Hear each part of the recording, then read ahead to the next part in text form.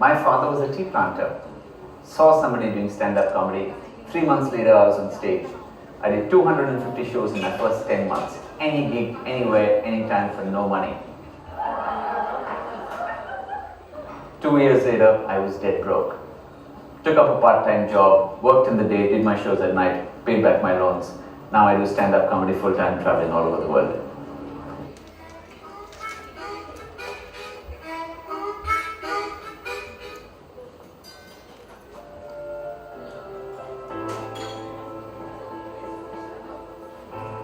I've always had the passion for, even if it's a 3 a.m. flight, all the way to Madagascar. Being a pilot is a really demanding job. You have to be really focused and you have to give your 100% at all times. I've been a pilot for a lot of VIPs, politicians, celebrities, businessmen. It's a lot of fun flying them and they trust me for making them reach the destination safely.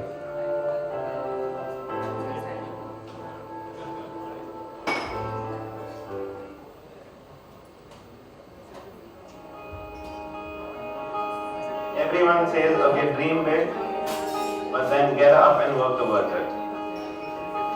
I had a lot of options with entering the family business, did that for some time. I was someone who could just give orders and get work done.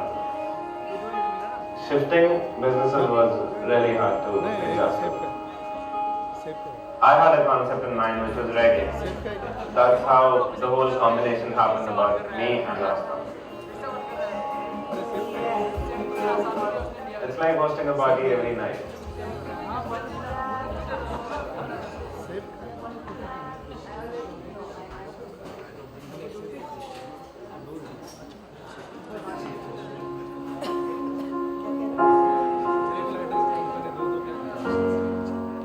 Growing up, all my friends wanted to play cricket when I was 8-10 years old.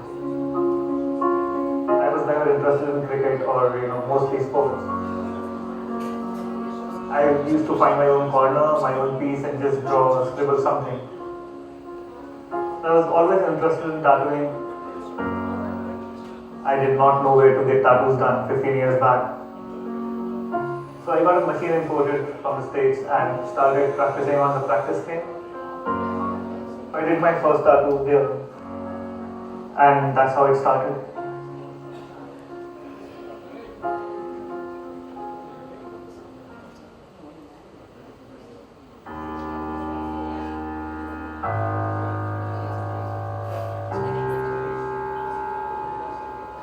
Before I even hit the track,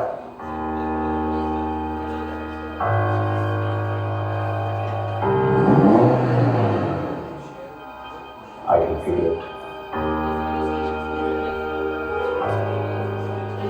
This incredible rush of power.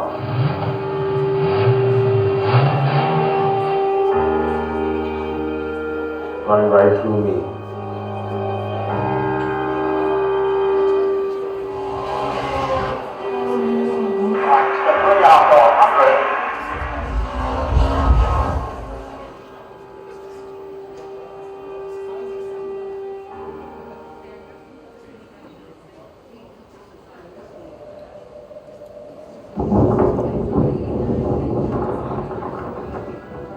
At the age of 16.